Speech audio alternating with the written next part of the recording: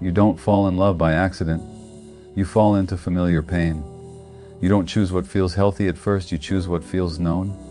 And sometimes, what feels known is distance, silence, emotionally unavailable people, relationships where you are always reaching and never fully held.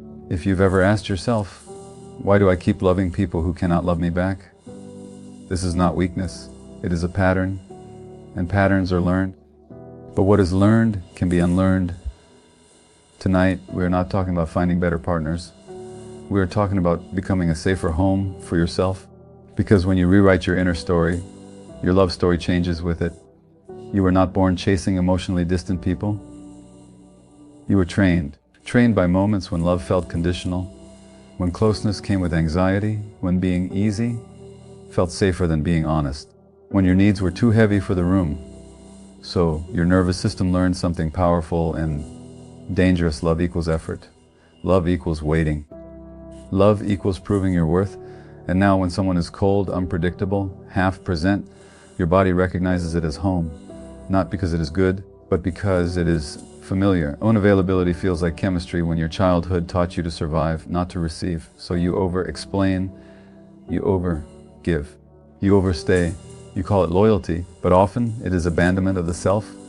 Healing does not start by blaming your parents or shaming your past choices. Healing starts when you gently say, this pattern protected me once, but it is hurting me now. Real love does not feel like anxiety. Real love does not make you smaller. Real love does not require you to disappear to be chosen. Healthy love feels unfamiliar at first. It feels slow. It feels steady, it feels quiet. And to a nervous system trained in chaos, peace can feel boring. Consistency can feel suspicious. Safety can feel undeserved. So the work is not only choosing different people. The deeper work is becoming someone who can tolerate safe love. Someone who no longer confuses intensity with intimacy. Someone who no longer mistakes emotional distance for depth. Someone who no longer believes they must earn rest. You rewrite your love story when you stop negotiating your worth. You stop auditioning for affection. You stop shrinking to keep connection. You rewrite it when you choose discomfort over familiar pain. When you let healthy love feel awkward. When you let yourself receive without guilt. When you walk away from what feels exciting but unsafe. This is not a personality flaw. It is a wound learning how to breathe again. And every time you choose yourself, even quietly, you break a generational cycle. You become the person your younger self needed. You become the safe place. And from that place, love no longer feels like survival. It feels like home. You are not drawn to emotionally unavailable people because you enjoy suffering. You are drawn to them because your body remembers something your mind does not always see. Long before you learned the language of love, your nervous system learned the language of survival. It learned how to stay quiet when something hurt, how to become easy to love, how to not ask for too much, how to feel responsible for other people's moods. So when someone is distant today, when they are inconsistent, when they give you just enough warmth to keep you hoping, something deep inside you relaxes. Not because it feels good, but because it feels known.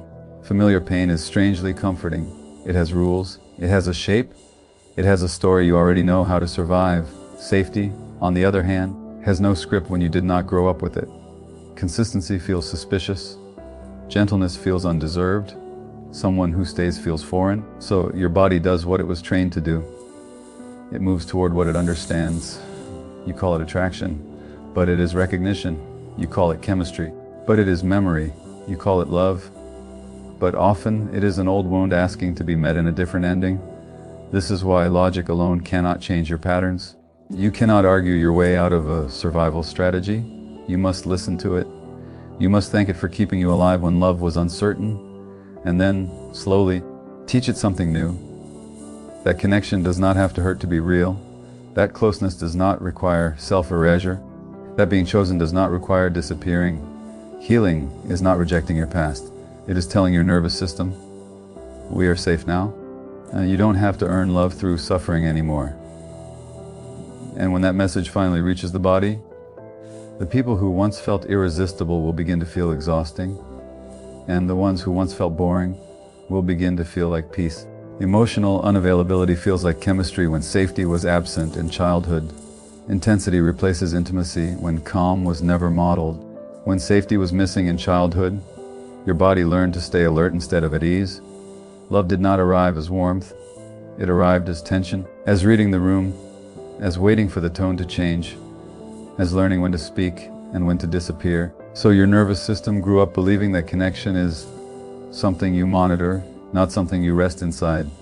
Later, when you meet someone emotionally unavailable, something familiar awakens, your heart starts racing, your thoughts become busy, your hope rises and falls with their attention. You call it chemistry.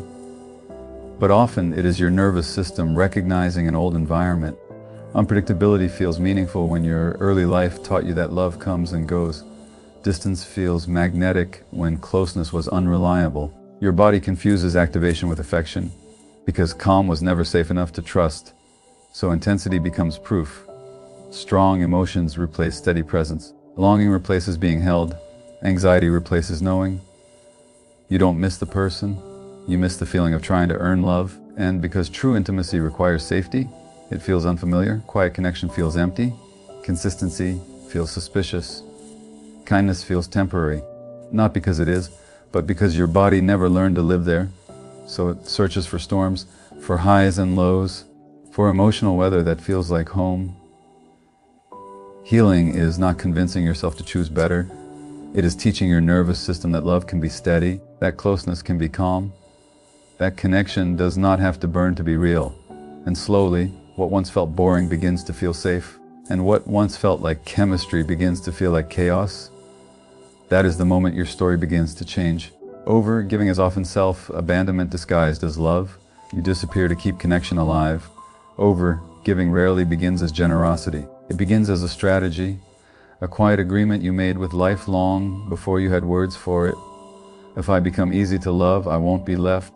So you learn to offer more than was asked, to notice what others need before they speak it, to anticipate disappointment and fix it in advance, to soften your voice, your anger, your hunger, your boundaries. You learn to be useful because usefulness felt safer than honesty.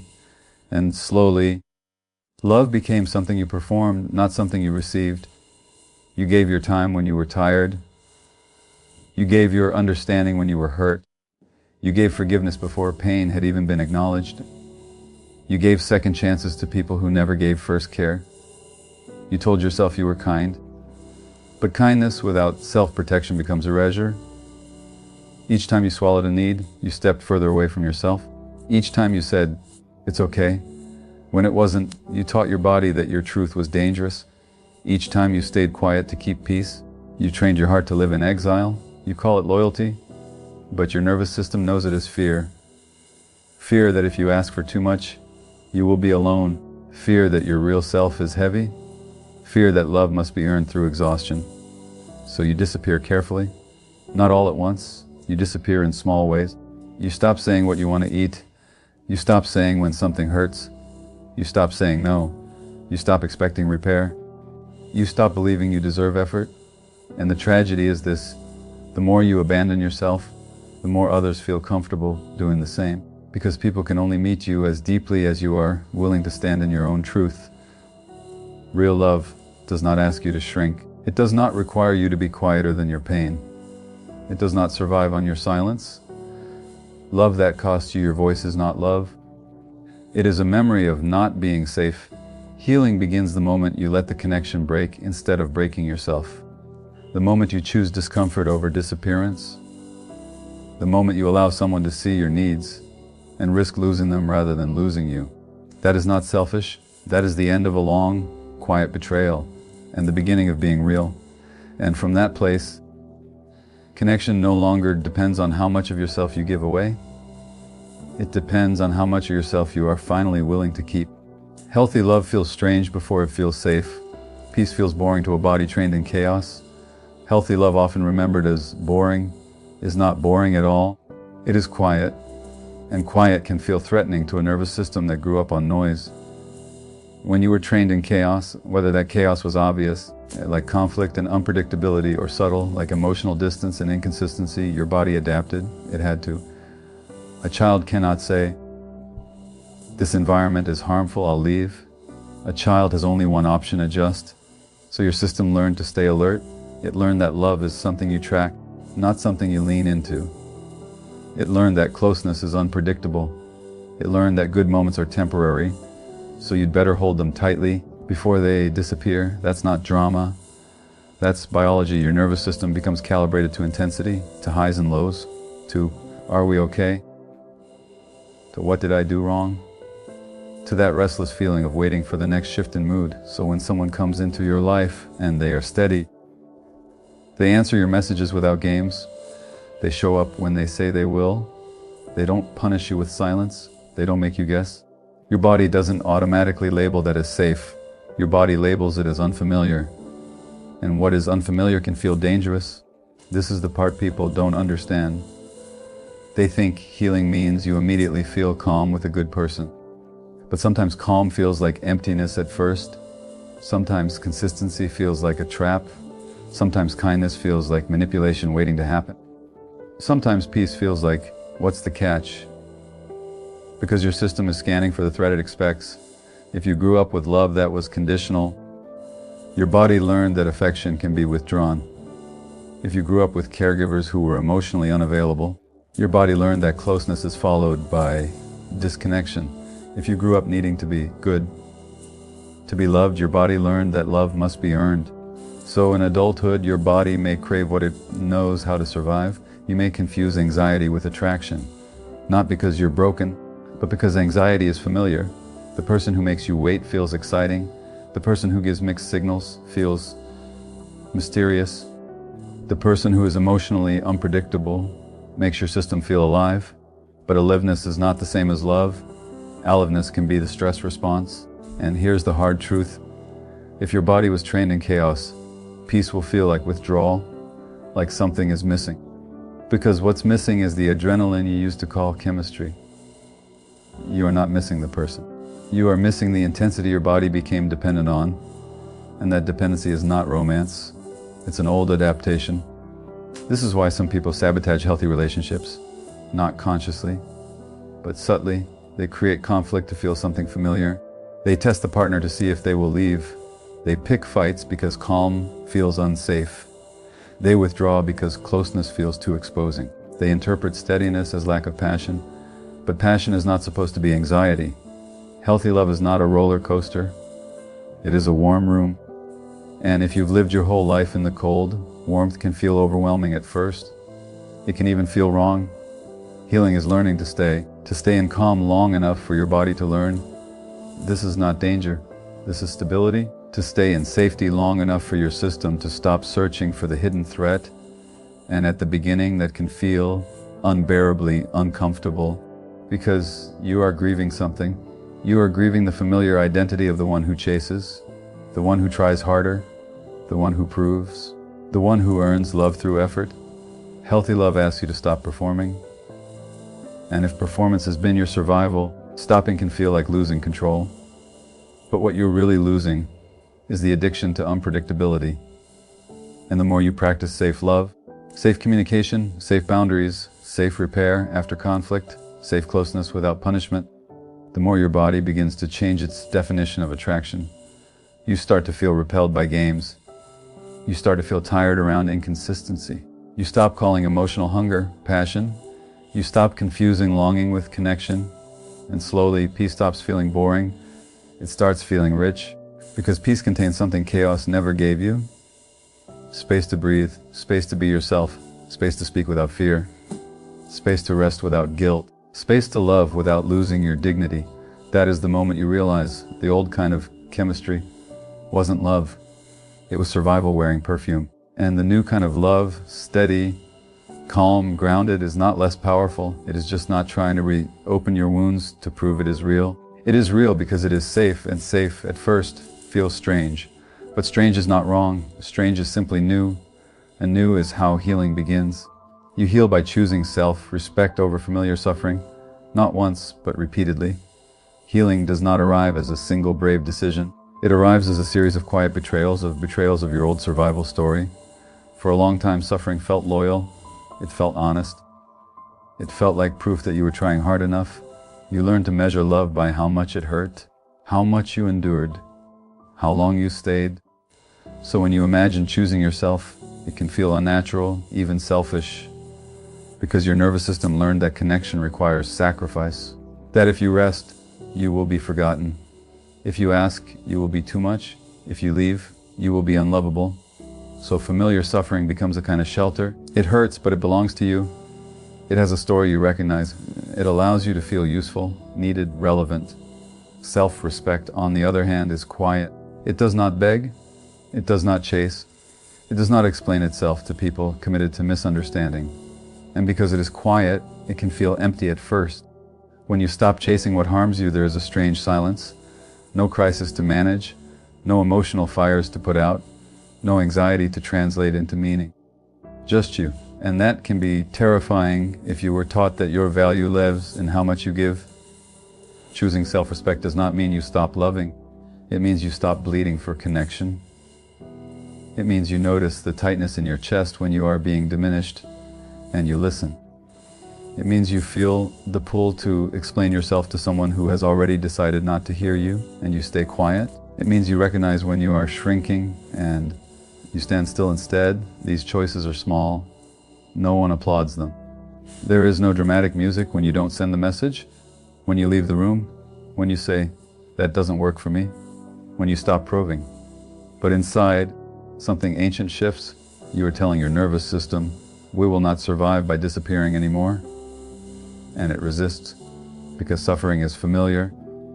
Self-respect feels lonely before it feels strong. You will grieve the version of you who tried harder than necessary. You will miss the hope that maybe, this time if you just love better, someone will finally stay. You will feel guilt. You will feel doubt. You will feel the old pull to return to what is painful but predictable. That is why healing is not one decision. It is a practice. You choose self-respect when you hang up instead of pleading. You choose it when you walk away from half love. You choose it when you stop arguing with someone's lack of care. You choose it when you allow yourself to be misunderstood instead of self-betrayed. You choose it when you feel the loneliness of integrity and stay there. And slowly, the body learns.